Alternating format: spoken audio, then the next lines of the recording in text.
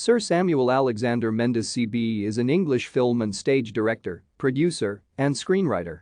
In theatre, he is known for his dark reinventions of the stage musicals Cabaret, Oliver, Company, and Gypsy.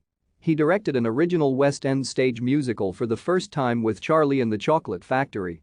For directing the play The Ferryman, Mendes was awarded the Tony Award for Best Direction of a Play in 2019.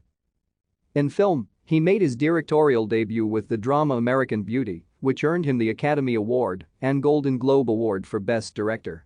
He has since directed the crime film Road to Perdition, the drama Revolutionary Road, and the James Bond films Skyfall and Spectre.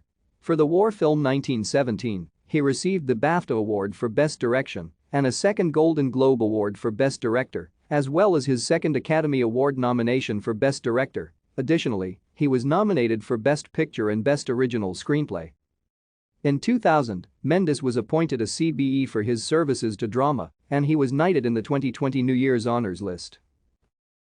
Thank you for watching. Like and subscribe if you would like to view more of our videos.